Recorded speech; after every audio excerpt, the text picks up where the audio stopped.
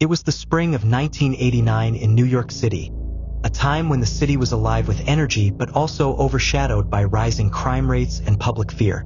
The crack epidemic had gripped neighborhoods like Harlem, where poverty and violence cast long shadows over everyday life.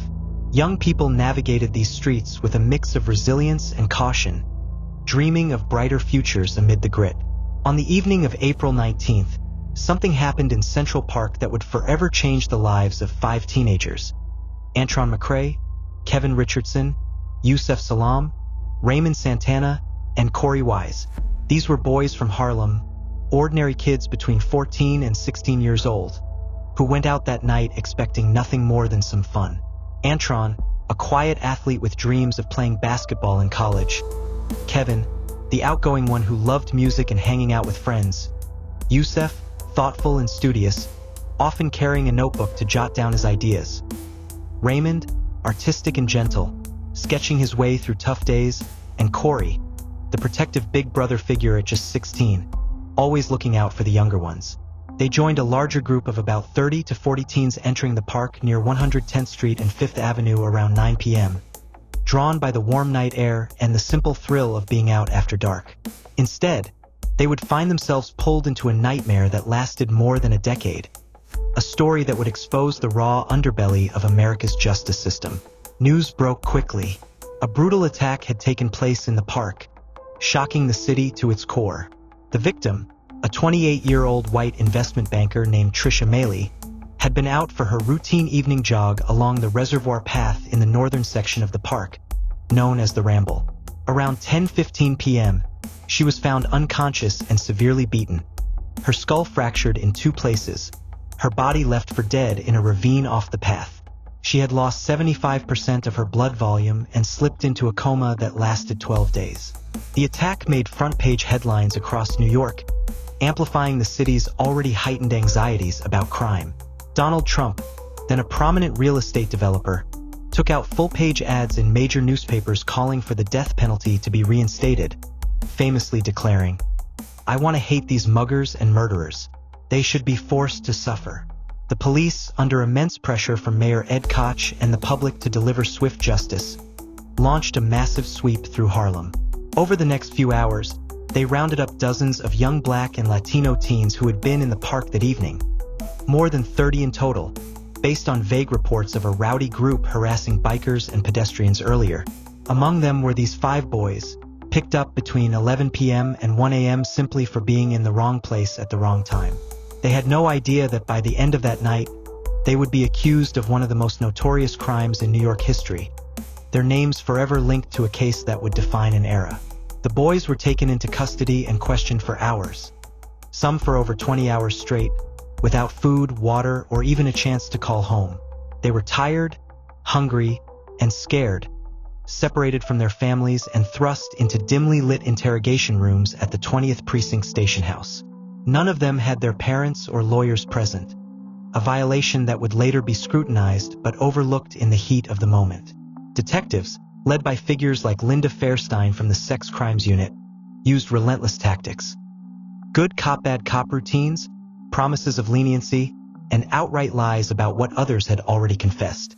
They told each boy that if he just admitted to being involved, even if it was just going along with the group, he could go home to his worried mother waiting outside. The boys, confused and desperate to escape the pressure, eventually gave in. Piece by piece, they repeated what officers suggested, weaving stories that contradicted each other but seemed, on the surface, to fit. Antron's confession, for instance, came after 14 hours and was fed line by detectives. Kevin broke down in tears, describing a scene that didn't match the evidence.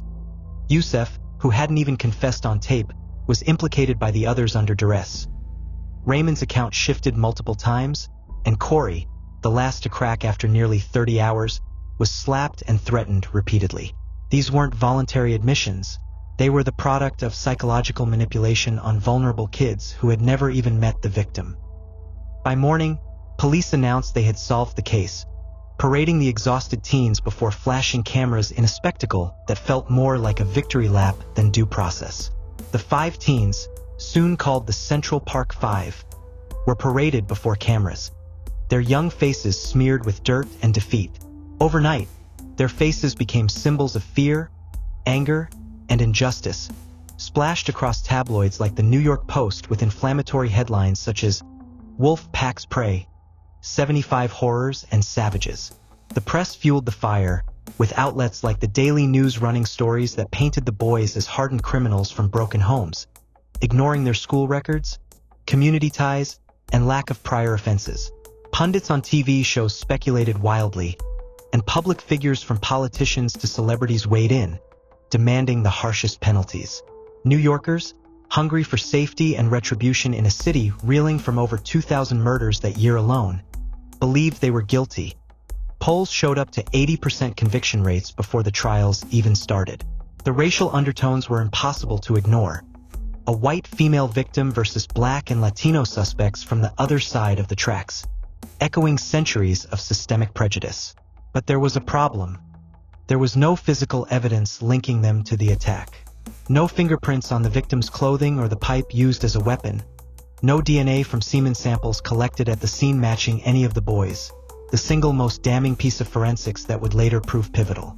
No credible witnesses placed them at the exact ravine where Maylee was found, and the boys' timelines didn't align with the 9:30 p.m. window of the assault. The only thing the prosecution had were the taped confessions. Confessions that had been coerced through hours of intimidation, full of factual errors like impossible locations in the park or details that clashed with Maylee's injuries. Despite this, the boys were put on trial, one by one, in a process that unfolded over 2 grueling years. The first trial in July 1989 covered Antron, Kevin, and Raymond for the rape and assault charges, while Yusef and Corey faced a separate trial later that year for related robberies and assaults on others in the park. The courtroom was tense, packed with reporters and spectators buzzing with anticipation. Jurors, mostly white, from Manhattan, listened to the shaky, inconsistent confessions played on loop, even as defense attorneys hammered home the coercion and lack of evidence.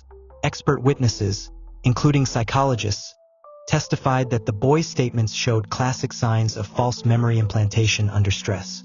But the climate of fear was stronger than reason. Prosecutors painted vivid, racially charged pictures of a wilding gang on a rampage, a term coined by police that evoked primal savagery. In August 1990, after deliberations marked by anonymous juror notes expressing safety concerns, Antron, Kevin, and Raymond were convicted on charges including rape, assault, and robbery, facing sentences of 5 to 10 years. Yusef's trial ended similarly in December, with convictions on lesser charges but still years behind bars. Corey Wise, the oldest at 16, was tried as an adult, a decision that shocked even his lawyers, and sentenced to the maximum, up to 15 years in supermax facilities like Attica. For the boys and their families, it was devastating. Overnight, their childhoods were stolen, graduations missed, first jobs foregone, all while mothers like Dolores Wise wept outside courtrooms, pleading for mercy that never came. Life behind bars was brutal, a descent into a world of isolation and survival that tested the limits of human endurance. In juvenile facilities like Spofford in the Bronx, Antron, Kevin, Yusef, and Raymond faced constant taunts from guards and inmates alike. Rapist, wolf, echoing the media's venom. Fights broke out, friendships formed out of necessity, and letters from home became lifelines amid the monotony of lockdowns and mandatory programs. But Corey Wise, being in an adult facility, suffered the worst. Transferred to Sing Sing and then Rikers Island, he endured solitary confinement for months after altercations, brutal beatings that left him with lasting injuries, and the psychological toll of being the only teen among hardened lifers. He once described hearing screams echo down the cell blocks at night, wondering if he'd make it to morning. Yet through it all, they continued to maintain their innocence, holding on to hope that one day the truth would come out.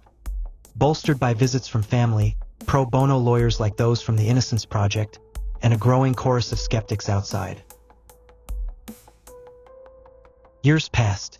The city moved on, but the stain of the convictions remained, shadowing job applications, relationships, and simple freedoms like walking down the street without stairs. The boys grew into men, carrying the weight of being branded criminals for something they hadn't done. Antron relocating to Maryland to start a family, but haunted by registry restrictions. Kevin turning to counseling to process the trauma. Youssef immersing in Malcolm X's writings during his sentence, emerging with a fire for activism. Then, in 2002, everything changed, sparked by a chain of events that had been simmering for years. A man named Matias Reyes, already serving a life sentence for multiple violent crimes including a string of assaults in the same area, came forward and confessed while in Wendy Correctional Facility. On August 7, 2001, he approached authorities unprompted, revealing in chilling detail that he alone had committed the Central Park attack, describing the exact path Maley took, the makeshift weapon he used, and the frenzy of the moment. His story matched the evidence in ways the boy's confessions never had, down to unreleased crime scene specifics. Most importantly, DNA testing, unavailable in 1989 but advanced by then, confirmed his guilt. His profile matched the semen from Maley's sock and jogging shorts with a probability of 1 in 6 million. None of the 5 boys had been involved. In fact, police had interviewed Reyes just 6 days after the attack but dismissed him as a suspect. It was a revelation that shook New York, forcing a reckoning with the case's flaws. District Attorney Robert Morgenthau launched a reinvestigation, uncovering ignored leads like Reyes' pattern of wilding, attacks, and coercion in the confessions. In December 2002, after heated debates in the courts, the convictions were vacated in a quiet hearing at the New York Supreme Court. After more than a decade of carrying the label of criminals, the Central Park Five were finally exonerated, emerging into a world that had changed but still bore scars from their ordeal. But the damage had already been done. They had lost their youth, their education, and their innocence. Prime years spent in cells instead of classrooms or courtside. Families had been torn apart, futures disrupted by parole restrictions that lingered even after freedom. Their story became not just about wrongful conviction, but also about the dangerous consequences of rushed judgment, systemic bias, and the devastating power of false confessions, a blueprint for how fear can blind a society to truth. Today, the Central Park Five are known as the Exonerated Five. They speak out across the country about the importance of justice, truth, and perseverance, testifying before Congress, partnering with the Innocence Project, and sharing their stories in books like Youssef Salam's memoir Better, Not Bitter. Their lives stand as both a warning and a testimony, a reminder that justice delayed is justice denied, but also that hope and truth can still prevail, even after years of pain.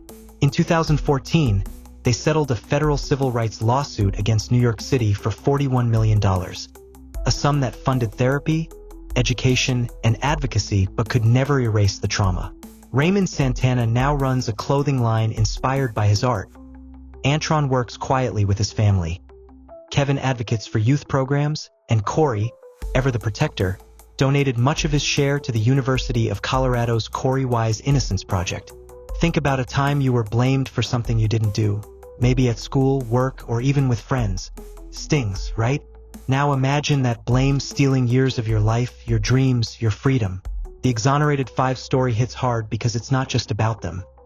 It's about all of us, and how quickly things can go wrong when fear and bias take over. Their fight for truth shows we can stand up, keep going, and make things right, no matter how long it takes.